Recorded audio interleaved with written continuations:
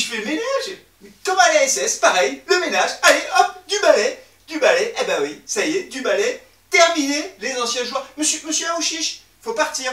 Monsieur Nehou, s'il vous plaît. Oui, la D2, oui, la D2 espagnole. Faut partir maintenant. Monsieur Moukoudi, c'est pareil, oui. Du ménage à la S Saint-Etienne. Du ménage. Eh oui, du balai du côté de la S Saint-Etienne. Le mercato est terminé, c'est l'heure de faire un bilan de ce mercato. Alors, l'année dernière, vous vous souvenez, rien, il ne s'est rien passé. Ignacio Ramirez qui signe dans les dernières secondes, histoire de dire qu'on a un recrutement. Rien, il ne se passe rien. Et là, cette année, allez, c'est le ménage, terminé.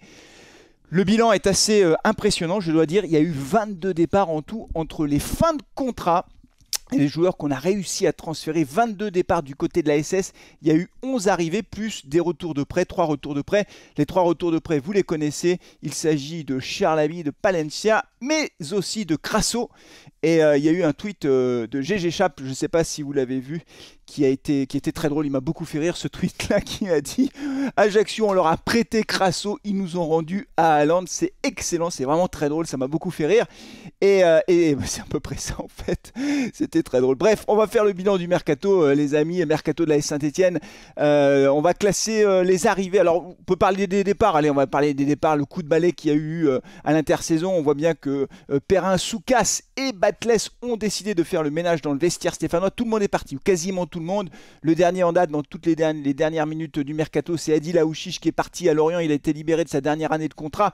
Je vous rappelle qu'il avait un salaire de 100 000 € par mois, puisque sa prime à la signature a été incluse dans son salaire, donc il renonce à 1 million d'euros, si je puis dire. Enfin, c'est pas vraiment un renoncement, puisque de toute façon, il aura évidemment un salaire à Lorient, mais en tout cas, Adil Aouchiche est parti, et c'est vrai que 22 départs, c'est tout à fait considérable. Alors, il y a les fins de contrat qui ont arrêté d'être employés par la S Saint-Etienne au 30 juin, Boudbouz, Kazri, Kolo, Mangala, etc. Beaucoup de joueurs d'ailleurs qui n'ont pas retrouvé de club parmi ces fins de contrat, et c'est pas tellement une surprise, puisqu'on est descendu en Ligue 2. Il y a des joueurs qu'on a réussi à transférer, à bien transférer, comme Lucas Gourna par exemple, qui est parti pour 13 millions d'euros, 15 avec les bonus. Denis Bouanga qui est parti aux États-Unis du côté de Los Angeles pour 4 millions et demi. On a vendu également Zaidou Youssouf pour 1 million d'euros.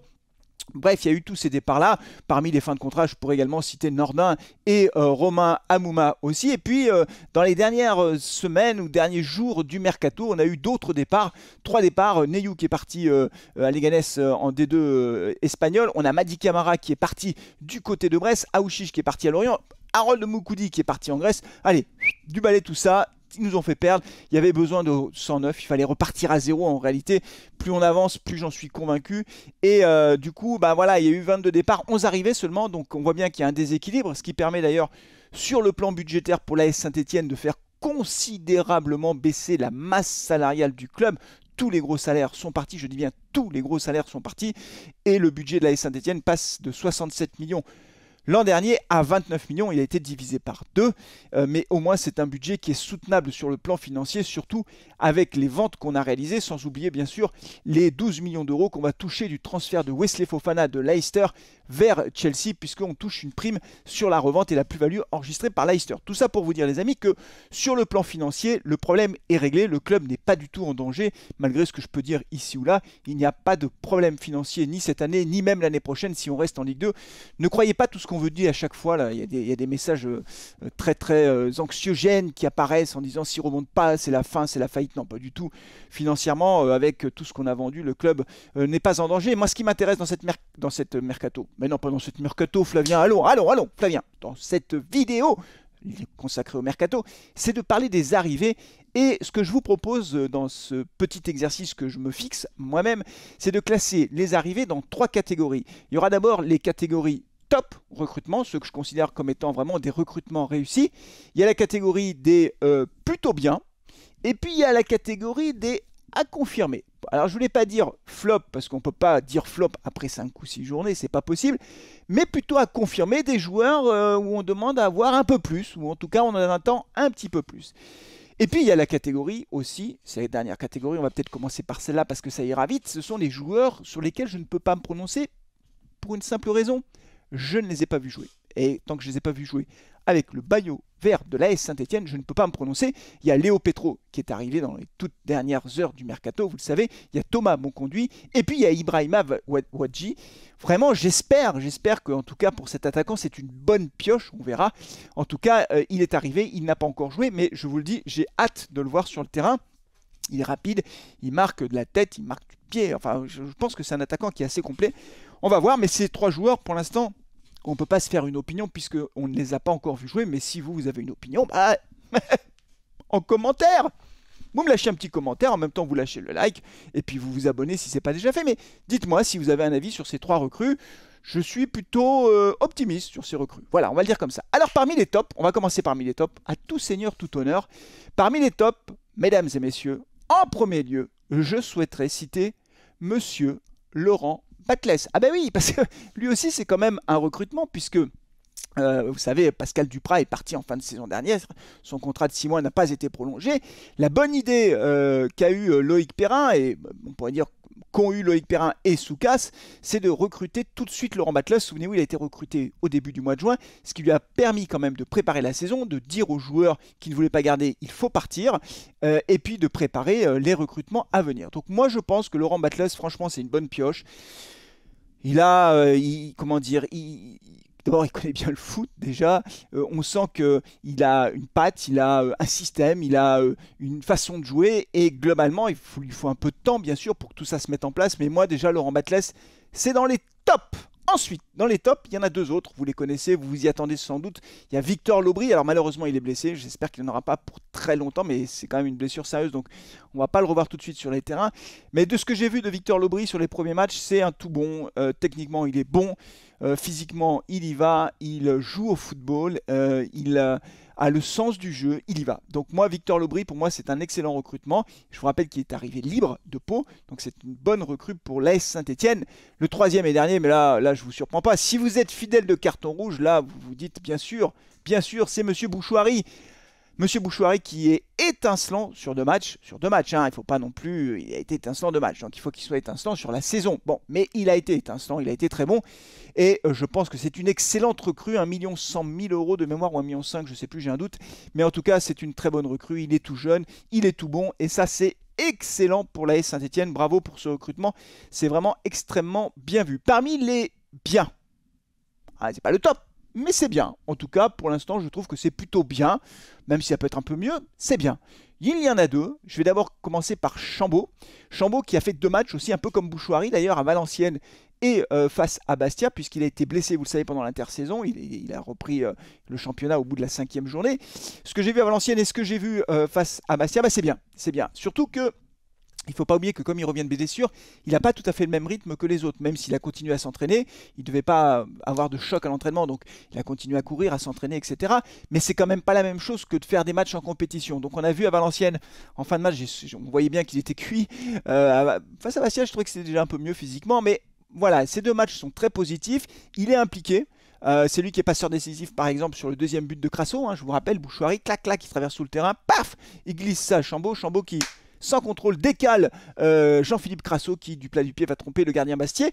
2-0 pour Saint-Etienne. Donc il fait des trucs, Chambaud, et moi je trouve que dans notre jeu, il est tout à fait intéressant.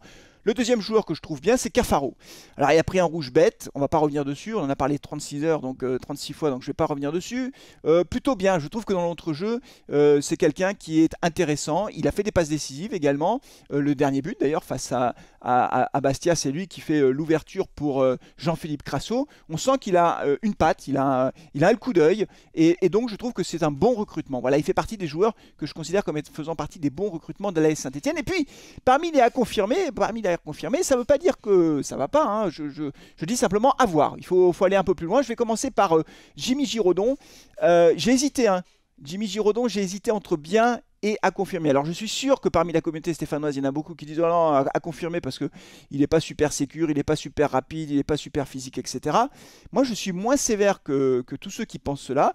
Je trouve qu'il a un sens de l'anticipation qui est excellent. C'est pas toujours spectaculaire, mais c'est très efficace.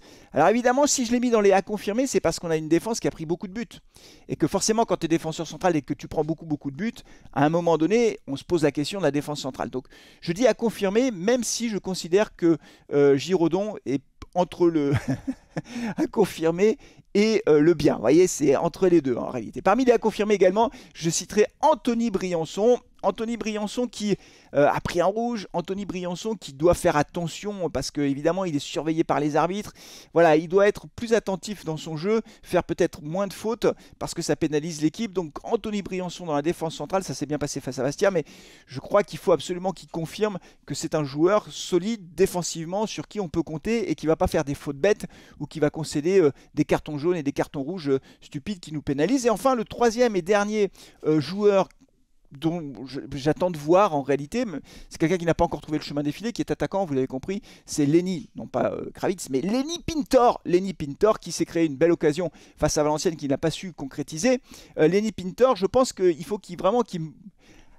pour reprendre une expression bien connue de par chez nous, hein, du côté de Saint-Étienne, il faut qu'il muscle son jeu. Ah, Lenny, vas-y, il faut que tu muscles ton jeu. Tu sais, comme Robert Pires à la Coupe du Monde. Muscle ton jeu, Robert. Bah, muscle ton jeu, Lenny.